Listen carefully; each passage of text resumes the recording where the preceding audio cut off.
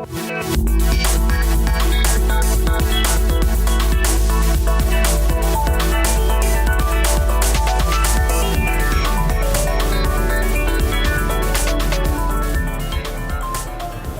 guys, I'm the Impaired Grappler and welcome to my podcast. Today we have a very special guest. It's former Navy SEAL Jocko Willink, who's a New York Times best-selling author of the book Extreme Ownership, as well as the books Discipline Equals Freedom, a Field Manual, Way of the Warrior Kid, Marc's Mission, and the upcoming book Dichotomy of Leadership. He's a podcaster with the popular Jocko Podcast and Way of the Warrior Kid podcast, or the Warrior Kid podcast. His company, Echelon Front, provides leadership solutions for businesses. So, yeah, in this podcast, we talk about order, chaos, extreme ownership, lessons from Jiu Jitsu, using Jiu Jitsu in combat, his current mission, where his values came from, his history of injuries and how he deals with them, honesty, leadership, zero gravity Jiu Jitsu, his war with Krispy Kremes on Twitter, and the negative aspects of news media. We also touched on the Jocko Academy education and advice for people joining the military today, and how it differs from when he started. So yeah, and we finished off talking about my jiu-jitsu history. So hope you guys enjoy this podcast, and we'll catch you on the other side. Us. Hi guys, I'm the Impaired Grappler and welcome to my podcast. Today we have a very special guest from his studio in San Diego at his gym Victory MMA and Fitness. We have Jocko Willink, who's former Navy SEAL, taken the podcast world by storm with his podcast, just the Jocko Willink podcast. That's correct. Jocko Podcast. Jocko Podcast. Yeah. Okay. And you also got your Jocko YT and your range of rashes and stuff online. You got your books, Extreme Ownership, and the new one coming out. What's that one called? Dichotomy. I got 4 books. One's called Extreme Ownership.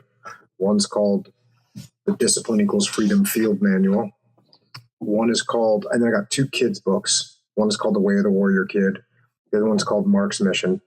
And then I have a forthcoming book in the fall, which is called The Dichotomy of Leadership. The Dichotomy of Leadership. Yeah, because I've always been fascinated sort of with the dichotomy of human nature, good and evil within us all, and order and chaos. And you've had Jordan Peterson talking about that. So, with regards to how have you found order in times of chaos in your life, maybe before your time in the military? If there's any examples of how you found order in times of chaos? Well, yeah, I was kind of a rebellious kid, and I liked doing rebellious things as a kid, and that was pretty chaotic. And then I joined the military, and that was pretty orderly until, going into combat, which is chaotic again. And instead of trying to fight against the chaos of combat and make it orderly, it's better oftentimes just to capitalize on the chaos. Yeah. Okay. Yeah, because I see in you sort of a kindred spirit in that, except I was nearly joined the Air Force at the end of year 12 back in Australia, but I had a fear of I didn't want to do the return of service obligation because I had a fear of what if I failed and don't actually become a pilot and I'm stuck in the military, and rather than having the confidence back then when I was a teenager, sort of went another route, went to uni and into the workforce and stuff. But I always wanted to sort of join the Air Force, and then even got into aviation at university, but wasn't able to afford it at the time, so had to change courses. And so it was that was the last time I had clarity in my life until sort of now when I started my podcast. That was the last time you what? Had clarity. Oh, okay. I was clear I wanted to become a pilot. Mm-hmm. That didn't happen in sort of like the last 20 years. It's been sort of searching for clarity, and thanks to podcasts like yours and Tim Ferriss and Joe Rogan especially, and even listening to sort of Jordan Peterson sort of helped me find clarity in my life. So it's like, thanks to you for that. Right on. With regards to jiu-jitsu and jiu-jitsu within the military. How has Jiu Jitsu helped you? How has it helped you in military, and how has military helped your Jiu Jitsu, your military career? Well, Jiu Jitsu, I think, is something that helps you with all aspects of life because you learn to be a little bit more tactful in the way you operate. You learn to, instead of attacking problems head on against the most heavily defended positions, you learn to maneuver around those heavily defended positions and try and attack things from where they're weakest. And so that's kind of what jiu-jitsu did for me. And, I learned the same thing in the military. You learn the exact same lessons. And I think jiu-jitsu is the thing that tied together the military lessons with the combat lessons, with the human nature and dealing with personalities and leadership and stuff like that. So jiu-jitsu is very beneficial for me. Yeah. So do you think that the lessons are universal no matter what you do, but jiu-jitsu is just like an extreme example of jiu-jitsu as well as war is the most extreme examples of finding those lessons? Yeah, well, war is the most extreme example. And then jiu-jitsu is a really good one because it's pretty comprehensive. Okay. With this being the Impaired Grappler podcast, I want to sort of touch on your history of injuries and what you've learned over the years dealing with them, and if you do anything different with regards to your strategies or, in terms of operations or whatever prevention modalities you use at the moment. Yeah, I had neck surgery, so I had a neck that got jacked up from life in general. My life was not too caring for my body, and so I had a neck surgery.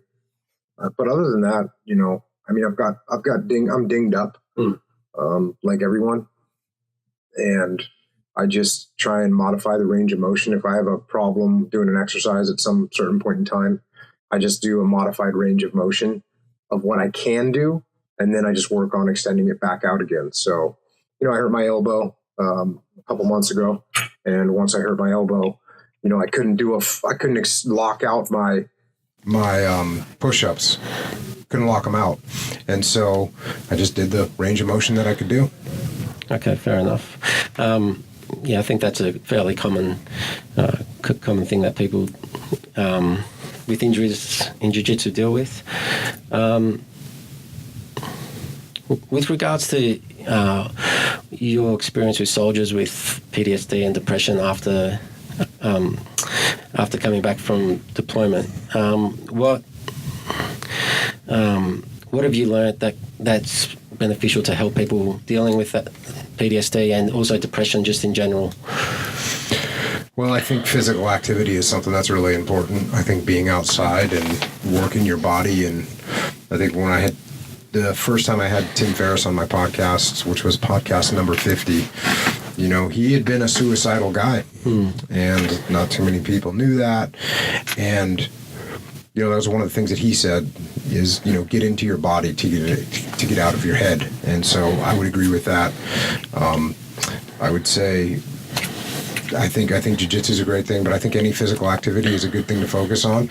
And then the other thing is trying to help other people. I think people get focused on themselves and they don't like the situation that they're in, but I promise you there's someone in a worse situation than you are, and go find some of those people and help them, and that'll make you feel better. And I think that's a good place for people that can't find a direction. You talked about how you didn't have clarity. And I think one thing I advise people is when they don't have clarity is to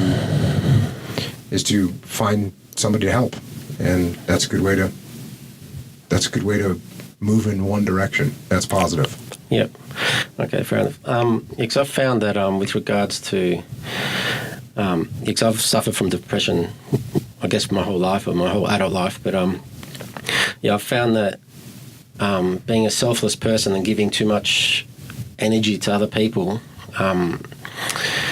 it's actually helped me to sort of practice a bit of selfishness and to sort of step back and not giving that energy to people that actually that sort of take it and don't sort of give back, if you understand what I mean. It's a bit woo-woo. But yeah, like in terms of, do you feel that like selfishness can be beneficial if you're not a selfish person, you actually practice selfishness, like to actually fix yourself and make yourself a better person rather than worrying about the external? Yeah, well, it's when people ask me about that, I say it's kind of like when you're on the airplane and the flight attendant says if the cabin depressurizes and the oxygen masks drop down from the ceiling, then you should put it on yourself before you put it on your kid. Because otherwise you'll go unconscious and you'll both die. So yes, you have to take care of yourself to the extent that you can still function and that you have something to offer to other people. Okay. Is there any other virtues that are like necessarily regarded as negative that you feel are beneficial?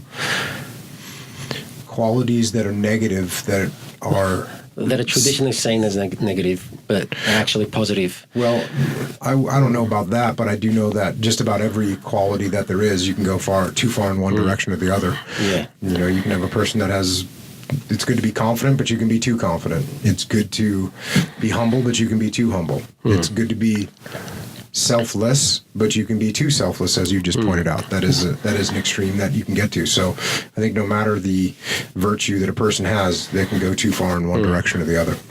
Okay. Well, when can extreme ownership fail? Because I've always been someone that has been sort of, like, for example, work for a family business, and when something came up, I would just take the blame just to sort of let things go and just to move along because, small little issues don't really matter to me. And it's like,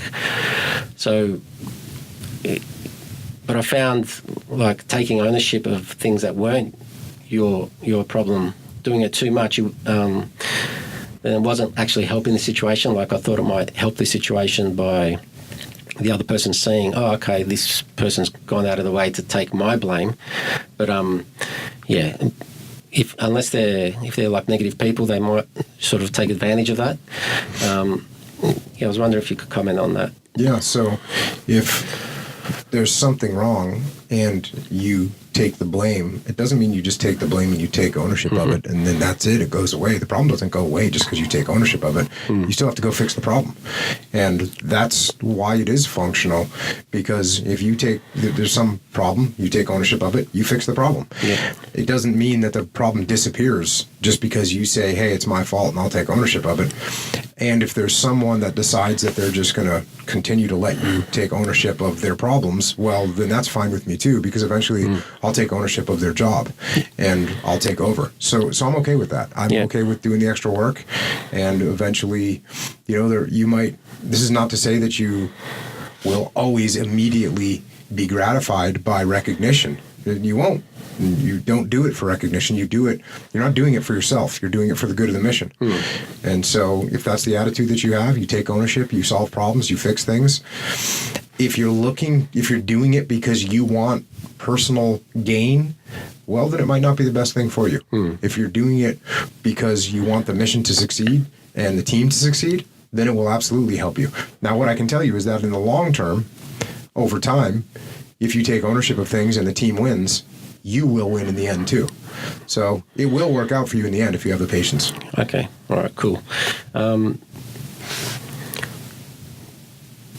So right now, you're famous for your go-to submission being like the Kimura. Is that still your go-to? I don't think I'm famous for anything in Jiu-Jitsu at all.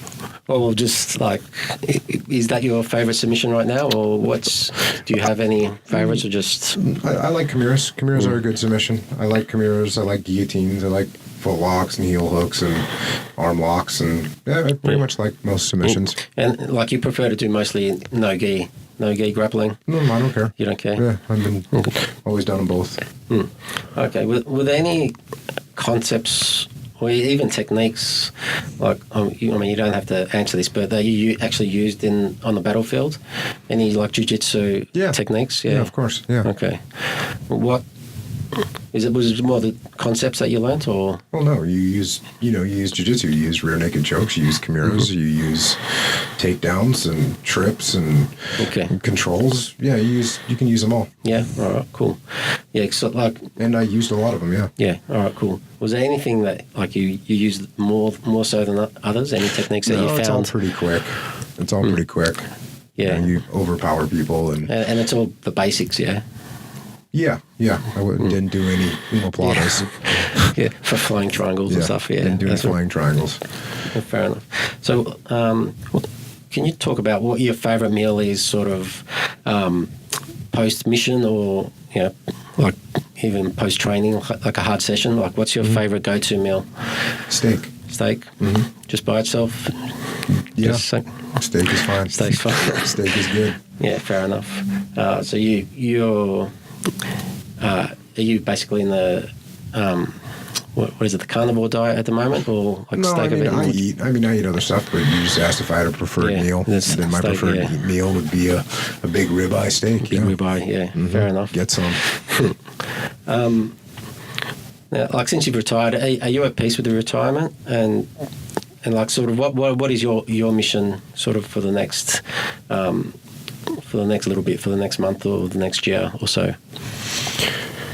Well, I retired, and so I did 20 years in the military, and then when I retired, I moved on and looked for my next mission, and that's what I've been doing. Do I miss some part of being in the military? Of course, it's a great job, it's great people, it's a great mission, and I definitely miss part of it. I miss going overseas, and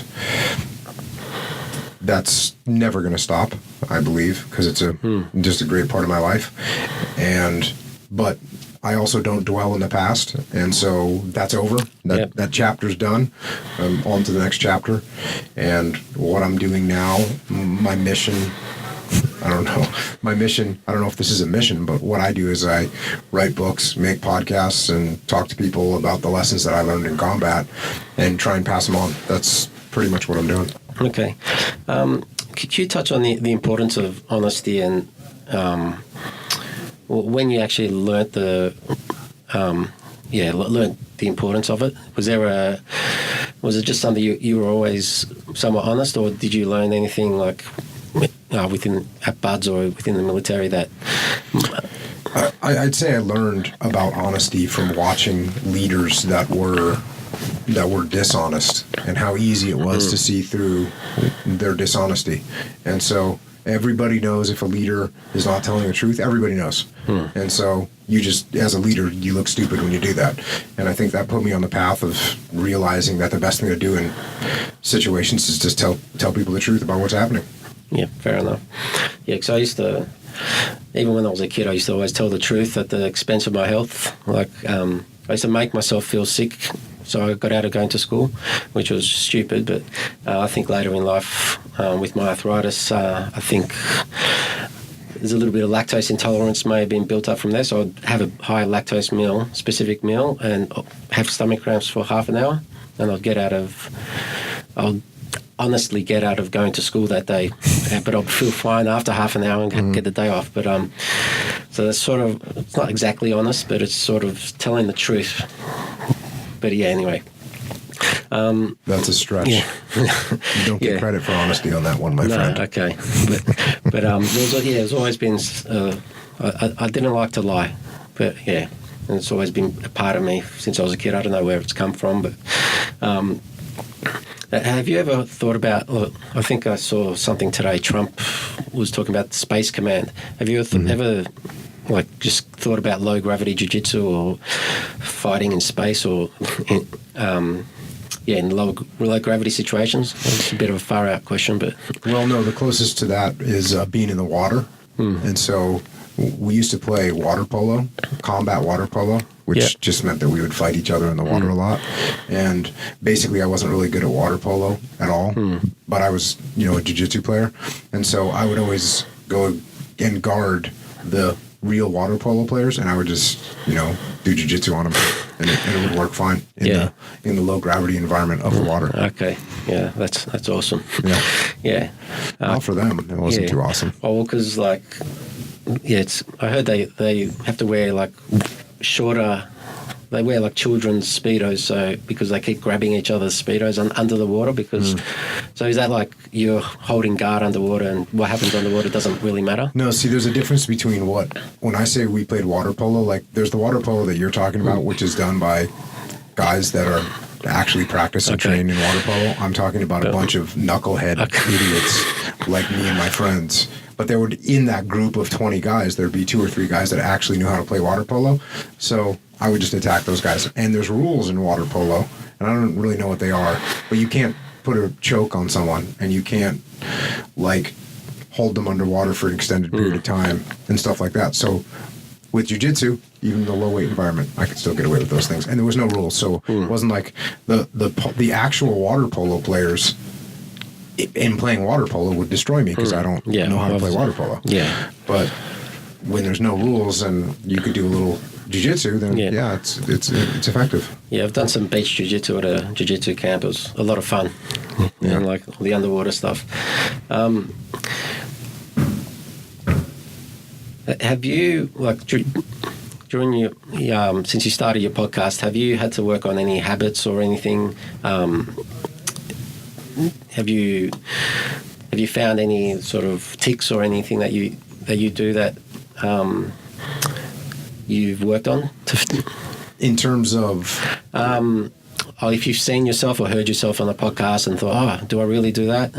Is that, oddly enough, or say a word too many times or something? Sometimes people say that when they hear their own voice when it's recorded, it doesn't sound anything like the way they think it sounds.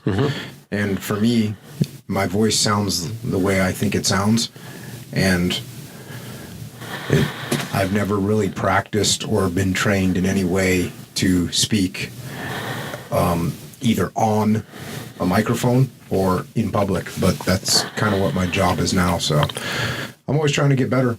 Yeah, well, that's why, like, you got a literary degree, and I guess that's helped with the podcasting now. With your, you do a lot of research and a lot of writing for your podcast, so I guess that's sort of helped you as well. So, what's the best version of Jocko, and what do you do to not be the worst version of yourself? Because, especially like I see on Twitter at the moment, you're currently at war with Krispy Kremes. So you seem to be going back and forth with them, which is pretty funny, but also it's very true as well.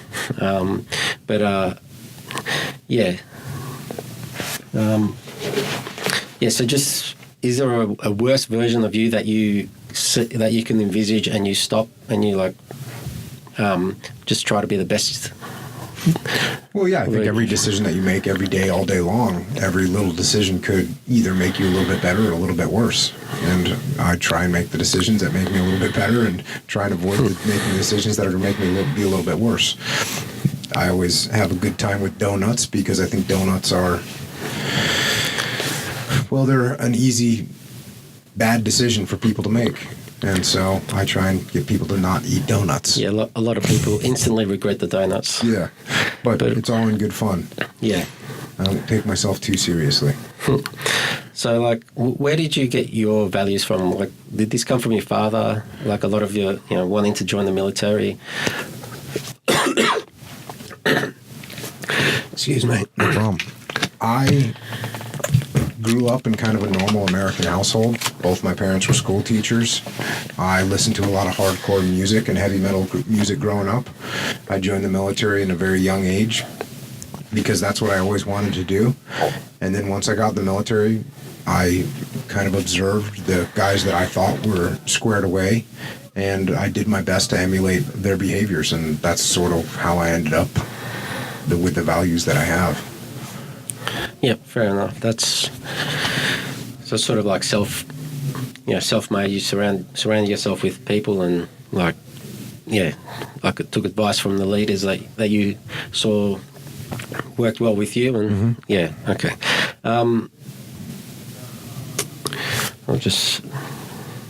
My questions are a bit all over the place. It's all right.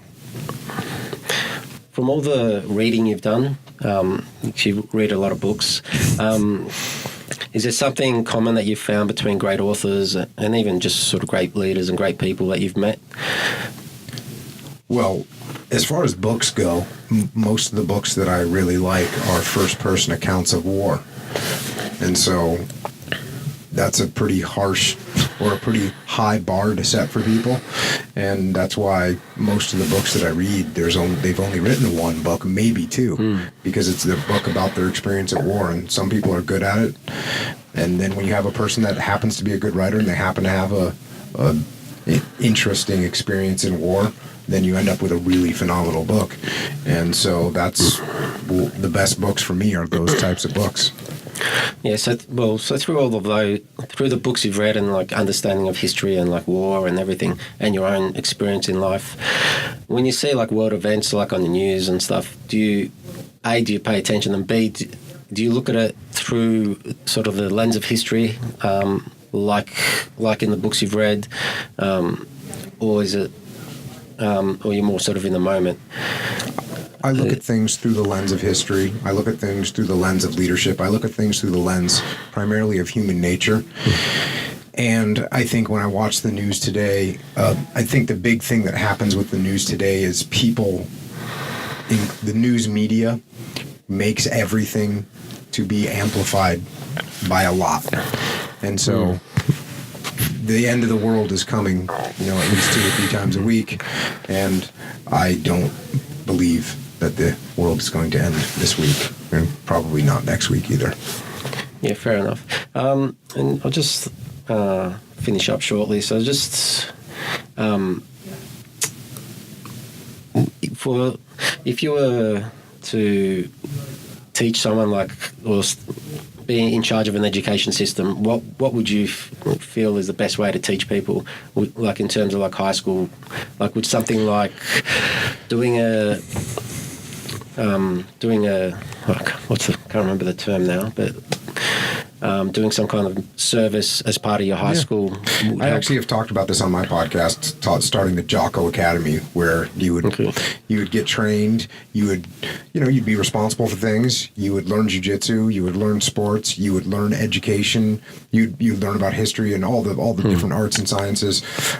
You would learn practical things like how to change the oil in cars and how to repair engines and how to build houses and how to wire them and how to do plumbing. You just learn all the things that you should know. Yeah. And I think the important part, to go back to the educational piece, the knowledge piece, is one thing we don't do very well in America. I don't know how it is in Australia, but we don't do a very good job of tying a thread together that unifies all of everything that you learn, because there's a string that attaches everything. It's all tied together, and a lot of times we just learn it in different chunks, and when you don't relate them to each other, you don't have the best comprehension that you should of that subject matter. And so that's what I would do. That's how I would run a school. Yeah, we all learn differently. There's heaps of different school modalities out there, but yeah. Just finally, if someone that wants a military career or think of joining the military, what is there any advice you would give to them? Is it different today than what differences are there today from when you were training? Well, when I first joined the military, there was no war going on. And so that was a big difference. Now, the Gulf War happened, but it wasn't the type of war where guys were getting killed on a regular basis. And so the guys that joined after September 11th in America, those guys knew what they were going to do. And so that, took a different attitude and mindset. Now, I can tell you, I would have joined regardless, obviously, because that's what I wanted to do. But the guys going to the military now, you just need to recognize that you're going to probably go to combat. And that's, if you don't want to go to combat, then I wouldn't join the military. If you want to get a paycheck for your education, in America they have programs where they pay for your college if you go in the military for 4 years. I think if that's your goal, it's not the best idea. I think you should, if you don't want to go to combat, or you can't at least deal with the possibility of going to combat, it's probably not a good idea. But the other side of that is, it's a great job. I had a fantastic time in the military. I had a great great experience, great friends, and I wouldn't change any of it. Okay, sounds awesome. All right, no worries. Thanks a lot for that. Awesome, and man. Yeah, we'll see you next time. And thanks for having us. And yeah. Yeah, All thanks for having me on, man. Appreciate it. worries. Sorry we didn't get a chance to roll. No, that's we'll have fine. to do that next time. Yeah, next time for sure. How long have you been training for? It's probably been close to 9-10 years. Okay. Brazilian Jiu Jitsu. I did Japanese before that, but just How long slow did you do trek. Japanese just jiu-jitsu for? On and off for probably 2 or 3 years. Okay. Then I sort of did in a friend's garage for like a year. Then I moved overseas for 8 months. Came back and it was in the guy's garage, so the gym closed. There was only a couple of us. And since I left, he had no one else to train, so it was One student. Yeah. So yeah. But anyway. Awesome. All right. Thanks for having me on. No worries. Thanks for having us here, and we'll catch you out. Cool. Alrighty, guys. I hope you enjoyed that podcast with Jocko. Yeah, he's a real intense human being, and I really enjoyed the experience. So thanks, Jocko. It was a great pleasure to be able to do that. So if you enjoyed it, be sure to share, like, follow, subscribe, and be sure to check out Jocko's links to his new book coming out for pre-order, as well as all his other books and his podcasts and his social media as well. So next week we have another special guest, Dr. Roddy McGee in Vegas. So yeah, we get into stem cells, and yeah, we had a good conversation as well. So I hope you guys enjoy, and we'll catch you later. Us.